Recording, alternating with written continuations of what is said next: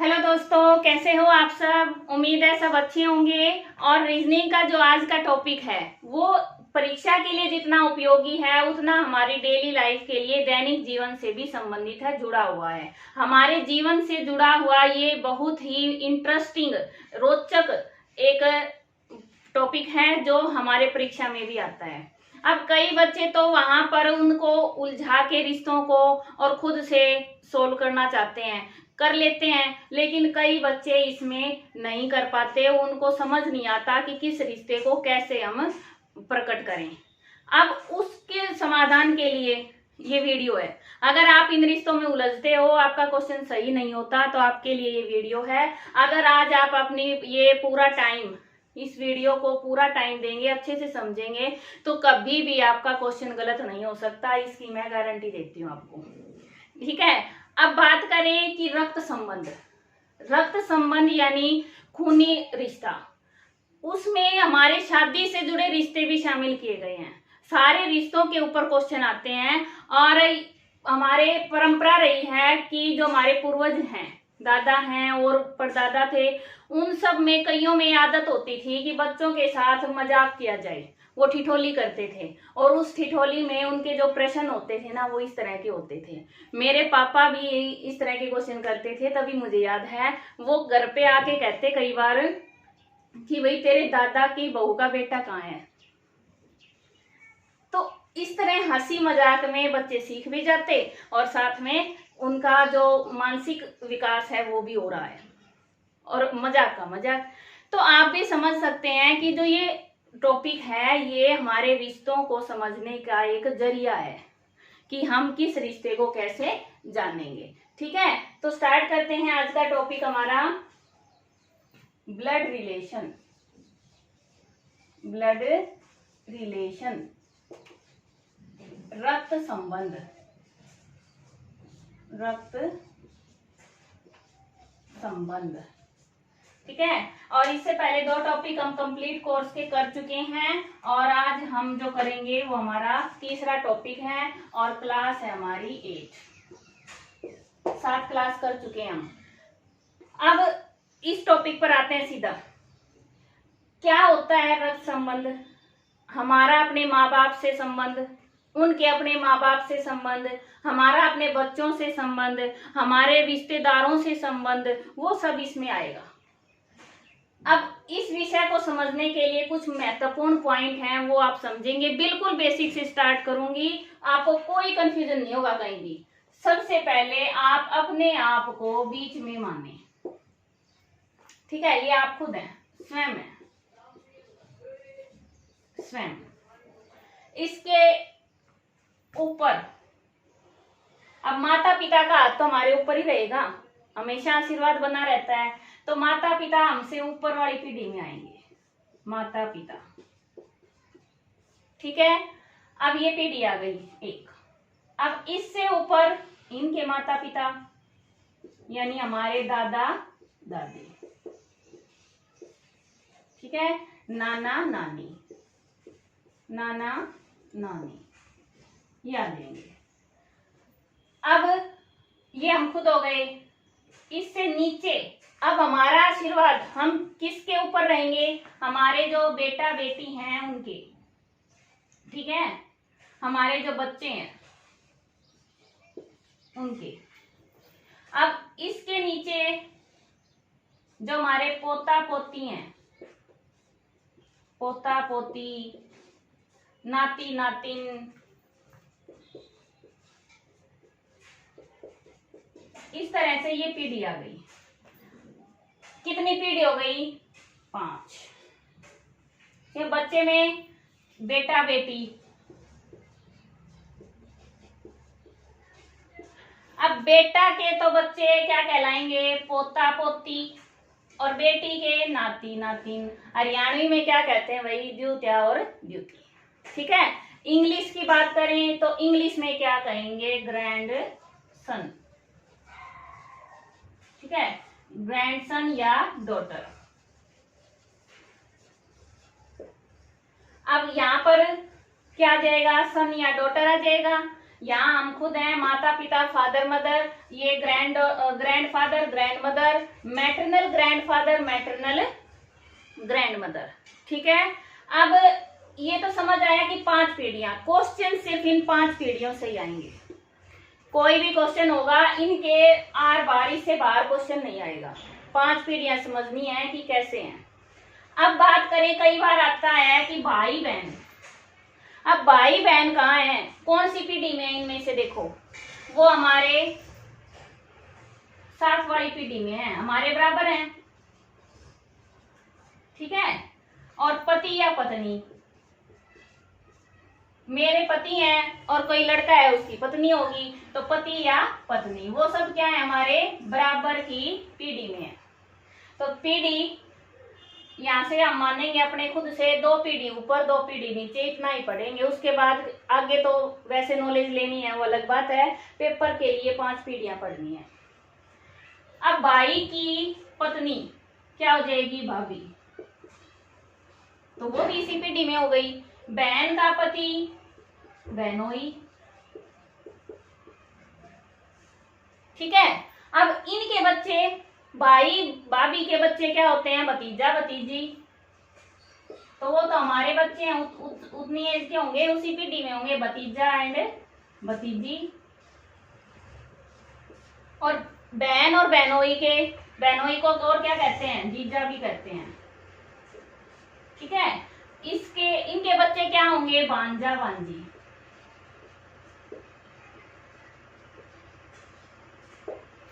Clear हुआ इतना?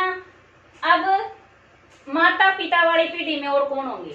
अब माता के जो रिश्तेदार हैं, यानी माँ का भाई क्या हो गया, मामा।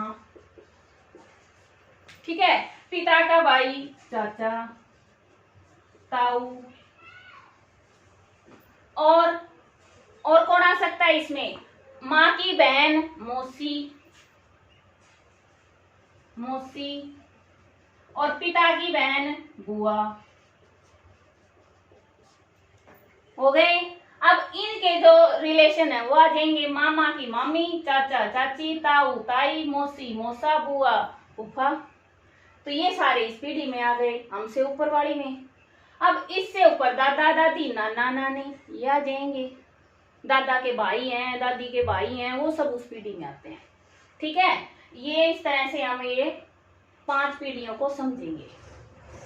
क्लियर हुआ? उम्मीद है सबको आता होगा इतना तो समझ में कि क्या है। इंग्लिश में क्या कहेंगे वो मैंने आपको बता दिया है। और जो शादी के रिश्ते से जो ससुराल पक्ष होता है ना, ससुराल पक्ष, वहां के रिश्तों को इन लॉज में लिखते हैं। जैसे मान लो देवर है, पति का भाई हो गया, तो पति का भाई ब्रदर तो होगा नहीं, क्या होगा, ब्रदर इन लॉ।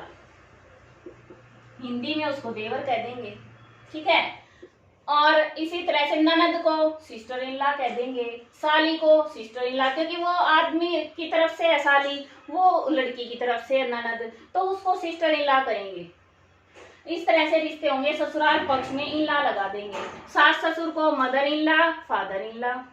क्लियर हुआ? अब कुछ वर्ड और हैं इंग्लिश के जो आजकल चलन में है, बहुत ज्यादा चलन में है, उनको प्रयोग किया जा रहा है। सगे भाई बहन, सगे भाई बहन, इनको हिंदी में तो कहते हैं सहोदर। क्या कहते हैं? सहोदर। और इंग्लिश में कहेंगे सिबलिंग, सिबलिंग। ठीक है, और एक है जीवन साथी। जो हमारे जीवन साथी हैं, पति या पत्नी जो भी हैं, उनको इंग्लिश में कहते हैं स्पाउस। क्या कहते हैं? स्पाउस।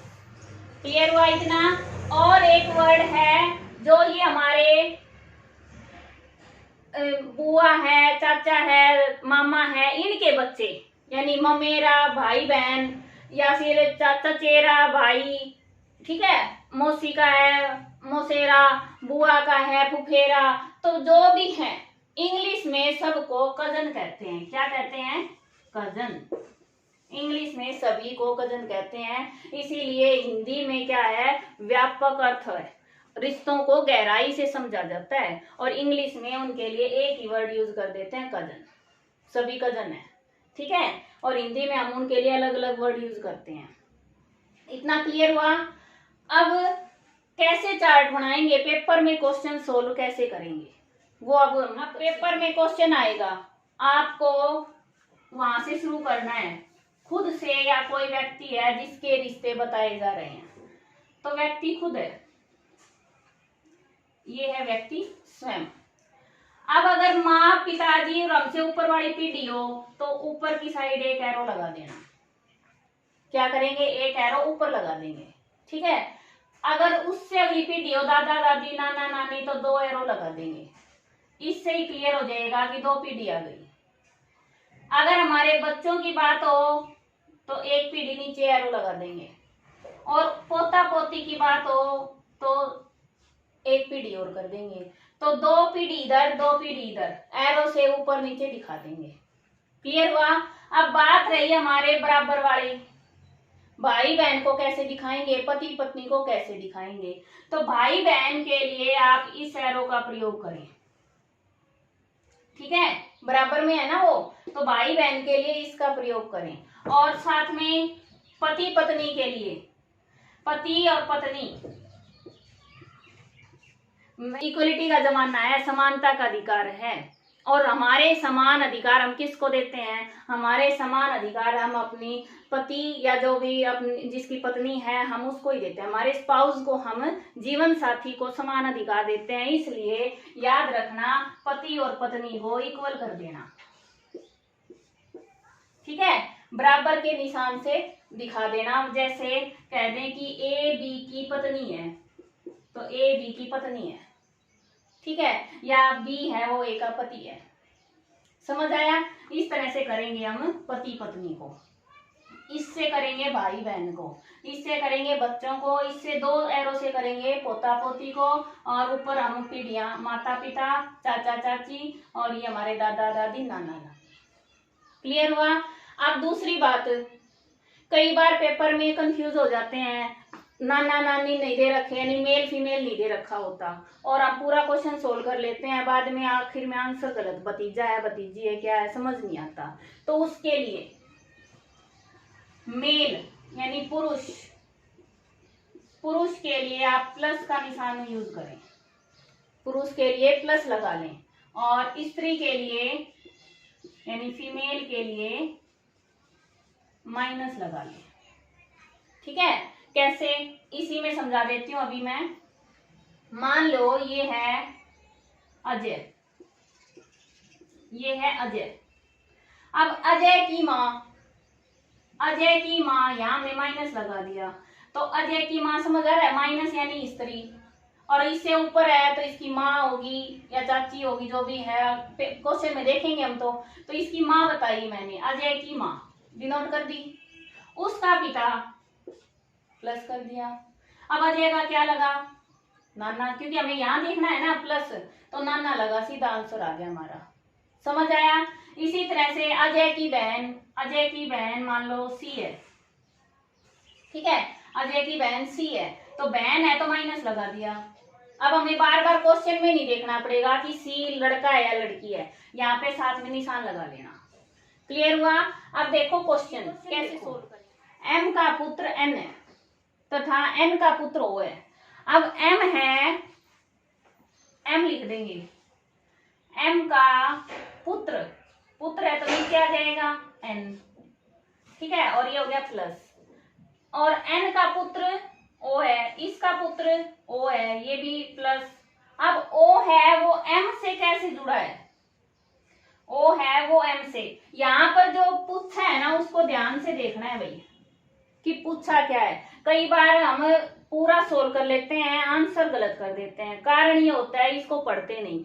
ओ है वो एम से कैसे जुड़ा है, यानी ओ क्या लगता है, ओ क्या लगता है भाई एम का, सीधा पता चल रहा है पोता,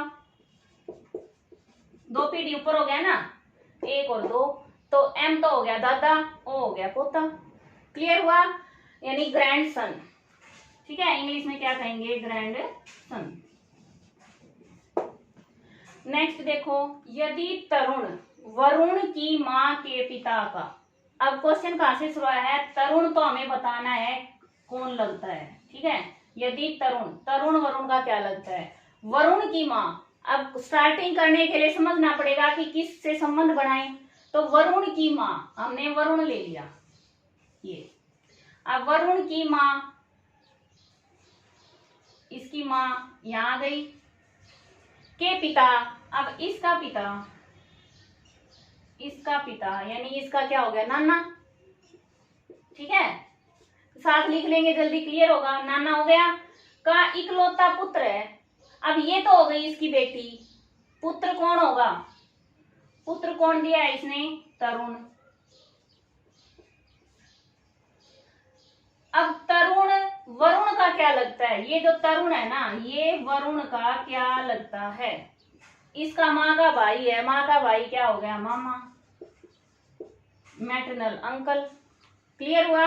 अब और देखो, कहा उदय ने संजय से कहा कि तुम मेरी बहन की माँ। अब प्रश्न कहाँ से शुरू आया जहां से हम समझ सकते हैं? मेरी बहन की माँ। अब मेरी कौन है? कौन कह रहा है? उदय, ठीक है। तो उदय ले लिया हमने बीच में, ये हो गया उदय। उदय की बहन। अब बहन के लिए यहां आ गया, बहन हो गई। बहन की माँ। अब बहन की माँ उदय की क्या है? माँ, ठीक है। के पति। अब माँ का पति कौन होगा भाई?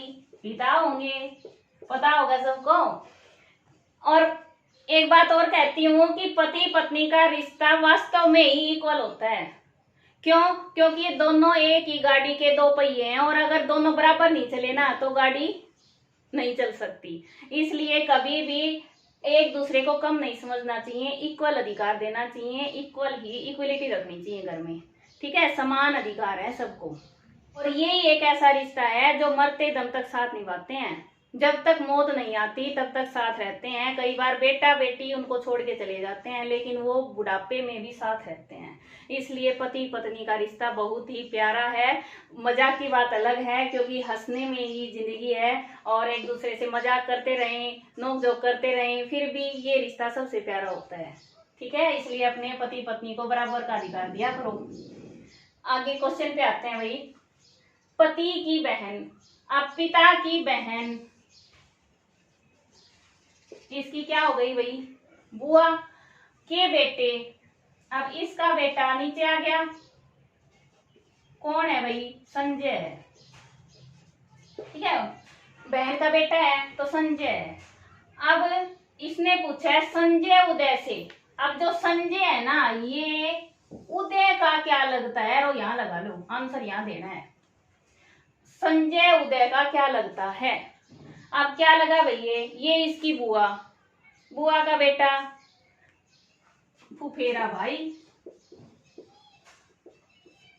फुफेरा भाई, और इंग्लिश में क्या कह देंगे? कजन। क्या कहा है? ए बी तथा सी की माँ है।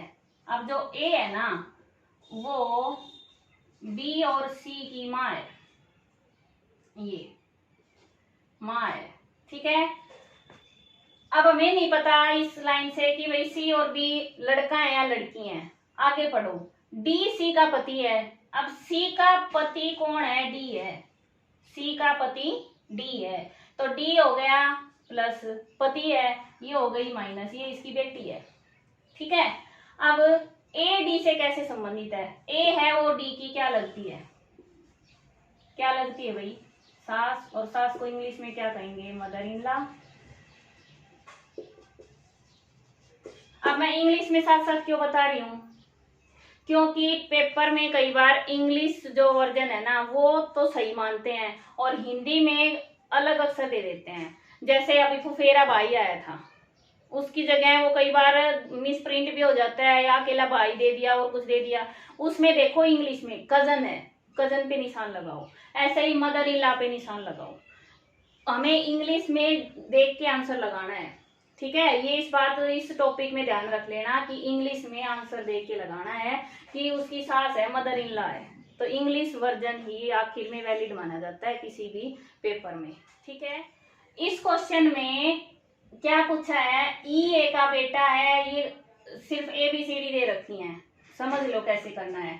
अब ई है वो ए का बेटा है, ए यहाँ ले लिया हमने, ठीक है। अब ए का बेटा कौन है, ई है, तो बेटा है तो प्लस कर दिया पहले ही। डी बी का बेटा है, अब हमें नहीं पता कि डी कहाँ है बी कहाँ है, इस लाइन से हमें पता नहीं चला, इसको एक बार छोड़ दो। ठीक है, अब ई का विवाह सी से हुआ है, अब ई का विवाह यानी इसका क्या है, ये पति है तो ये पत्नी है, सी से हुआ है, ये उसकी पत्नी हो गया। सी बी की बेटी है, अब जो सी है ना ये किसकी बेटी है, बी की। और डी का ई से क्या संबंध है, अब हमें यहाँ डी का बताना है, तो एक लाइन रह गई हमारी, डी बी का बेटा है, बी का बेटा कौन है, डी। तो ये इन दोनों ये क्या है, भाई बहन। ठीक है, ये बहन है ये भाई है। अब पूछा है कि डी का ई से क्या संबंध है, डी क्या लगता है, ये हो गया पति, ये पत्नी, या पत्नी का भाई क्या होता है, साला। ठीक है, साला, और इंग्लिश में कहेंगे brother in law, brother in law. Clear हुआ।